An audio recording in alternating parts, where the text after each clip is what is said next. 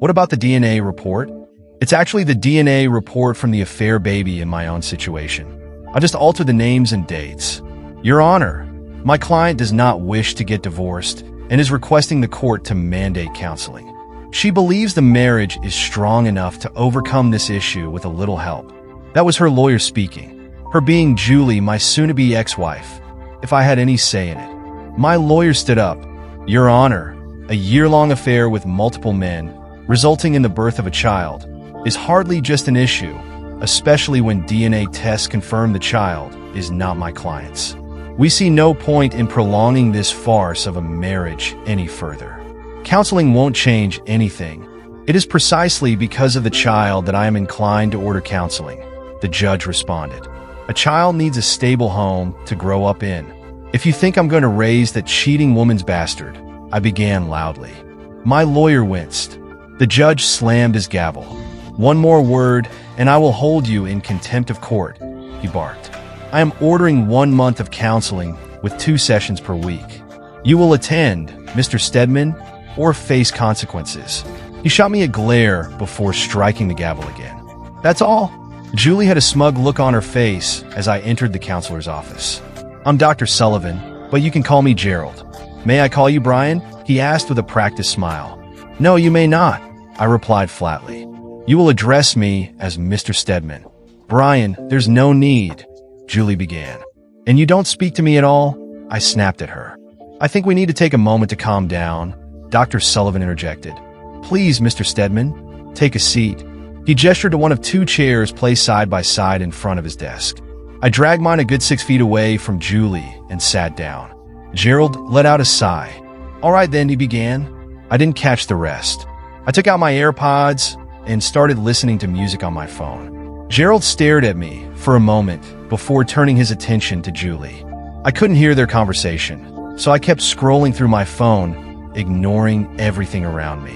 About 15 minutes later, I noticed Julie stand up. She shot me a furious glare and stormed out of the office. I removed my AirPods. All right, doctor. Great session. See you on Thursday. I'm canceling the sessions and sending my report to the judge, he said coldly. Even better. With that, I left the office. The judge was visibly displeased. Give me one reason why I shouldn't hold your client in contempt, he demanded, glaring at my lawyer. Your Honor, my lawyer began. You ordered my client to attend the sessions, and he complied by attending the first one as per your order. It was the counselor who canceled the remaining sessions. The counselor's report clearly states that your client made no effort to participate, the judge shot back. He put on headphones and ignored the session entirely. The order required his attendance, my lawyer argued. He attended. Since the counselor concluded that further sessions would be ineffective, I request that you grant the divorce as per the petition. Absolutely not, the judge replied firmly. I am ordering 4 more weeks of counseling. Mr. Stedman will attend, and he will engage in the sessions. When I arrived for the next session, the office was arranged exactly as before.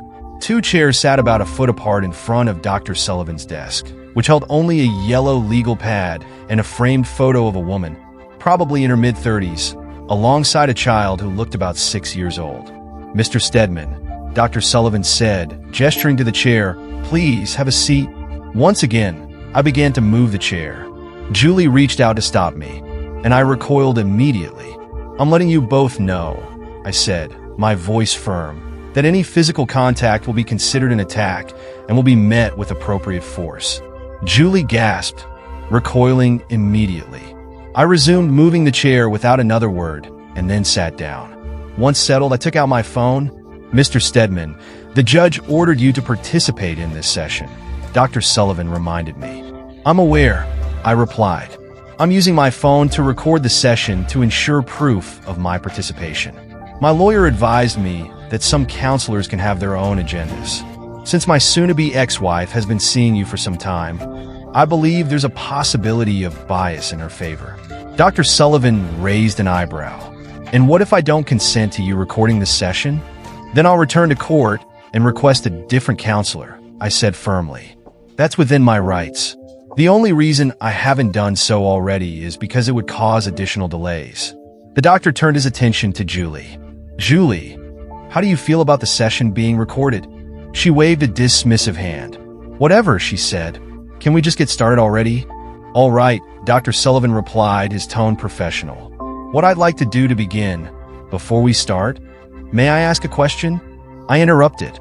Of course, he said, his tone calm. You can ask questions at any time, though I may ask you to hold off during certain parts of the process. Right now is fine. He gave me an encouraging smile. Have you slept with her yet? I asked bluntly. Julie gasped audibly, but Gerald remained composed. No, he answered without hesitation. Julie and I have never had, nor will ever have, any intimacy. That would be highly inappropriate, even if I weren't already happily married. Does that answer your question? I nodded. I believed him. He was likely one of the few men Julie had interacted with over the past year who hadn't slept with her. All right, Gerald said smoothly. As I was saying, I'd like to begin by setting our expectations. Since I've already spoken with Julie a few times, I'd like her to start by explaining what she hopes to achieve through these sessions and what her desired outcome is. While she's speaking, I ask that you hold off on comments or questions until she's finished. After Julie shares her goals, I'll ask you to do the same. I stayed silent, avoiding eye contact with Julie as she began to speak. First of all, Brian, she began. Do not speak to me. I growled immediately. Julie, talk to me, Gerald interjected, maintaining control. Tell me what you'd like Mr. Stedman to hear. Julie hesitated, then began again. I wanted him to know how deeply sorry I am for hurting him. I understand that what I did was wrong, but I was just so lonely with all the time he spent at work and away on business trips.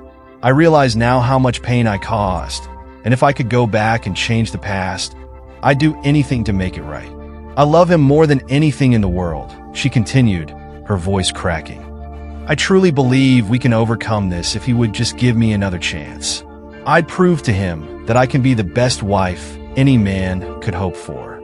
We could raise our child together and give them a wonderful life. Maybe even have another child. I want us to be together, and I know we can get through this. I believe we can. Gerald gave Julie a reassuring smile.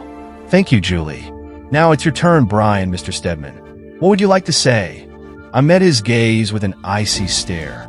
I would like to see this lying, disgusting woman suffer terribly, I said coldly. Julie burst into tears, stood up abruptly, and fled the room. That wasn't helpful, Gerald said, his tone measured. I'm not trying to be helpful, I replied sharply. That woman cheated on me for a year with half the men in the city, got pregnant, and tried to claim the baby was mine. If I hadn't been suspicious and requested a DNA test, I'd be stuck paying child support for someone else's child. Tell me, Doc, how exactly should I be reacting to that? It's normal to feel angry, he began, but you need to move beyond that anger and consider what you had. I snapped. Do you even understand what you're saying? Have you ever felt like the love of your life, the person you trusted completely, who you would have done anything for, betrayed you so completely that you doubted your own sanity? When I found out, I wanted to do something terrible to myself. And did you notice she hasn't apologized? Not once. Not for sleeping with all those men. Not for the endless lies. Not for forgetting who the father of her child was, or for trying to make me believe it was mine. She has no clue who the father is, and I'm the only one she's sure isn't the father. So, since you have no idea what it's like to be in my shoes, don't sit there with your holier-than-thou smile and book knowledge telling me to move beyond my anger. Right now, that anger is all I've got. Just let me get rid of that unfaithful woman and try to rebuild something from the wreckage she left behind. Does that count as participating? I didn't wait for a response. I stormed out of his office, leaving him staring after me. When I got home, I decided to prepare for the next session. Maybe, just maybe, I could finally get my point across. The following week, Gerald greeted me as I entered his office. I've asked Julie not to join us for this session, he said. I believe we might make more progress if it's just the two of us, as long as this still counts toward the court-mandated counseling. I'm more than happy to avoid being in the same room with her, I said, settling into the chair and placing an A for envelope on my lap. Can we please avoid name-calling?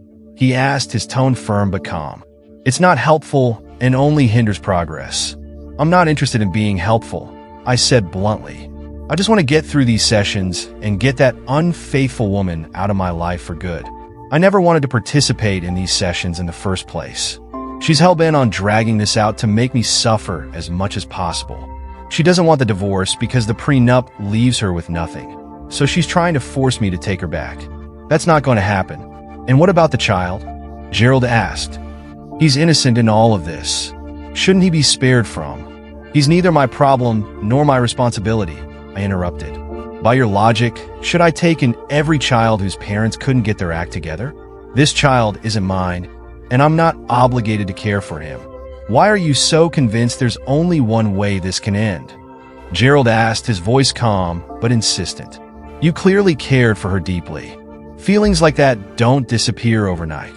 Your anger is masking those feelings for now, but once it fades, and it will fade, you'll realize there's still something there. Something you can build on. Those feelings could help you restore your relationship and even make it stronger. That infuriating smile returned, and I had to stop myself from standing up and walking out again. Instead, I clenched my fists and stared at him, wishing he could feel even an ounce of the betrayal I'd endured. It was time for him to get a taste of his own medicine. I gestured toward the photo on his desk. You have a lovely family, I said, my tone neutral. How long have you been married? We're not here to talk about It's been 11 years, if I'm not mistaken, I interrupted smoothly. You married your childhood sweetheart right after college. You waited to have kids, and then little Ethan came along. He's 9 now, right? That picture must have been taken a couple of years ago. How did you? He began, his voice trailing off. Did you know your beloved Cheryl has her own secrets? I continued, ignoring his question. For instance, when she claims to be at Pilates on Wednesday afternoons while you're at work, she's actually at the Motel 8 on Patterson, having an affair with her personal trainer. That's utterly ridiculous, he stammered, though his face had gone pale. Really? I said, pulling several photographs from the envelope on my lap. One by one, I laid them on his desk. The photos showed a slender woman entering a hotel room with a young, muscular man.